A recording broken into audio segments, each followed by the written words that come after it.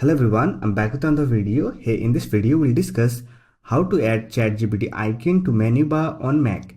So with that being said, let's get started.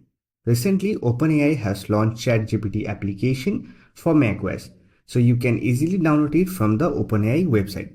However, we also have a video on it, so I'll provide the video link in the button or you will get the video link in the description box.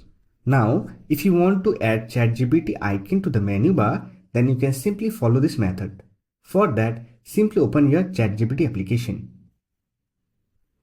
So here we have the ChatGPT application. Click on the sidebar icon and it will open the sidebar along with your profile. Click on profile, then click on settings. Here scroll down and here under apps section, look for show ChatGPT. From the drop down menu, simply select in dock and menu bar. However, if you only want to show ChatGPT icon to the dock or to the menu bar, then you can simply select the option.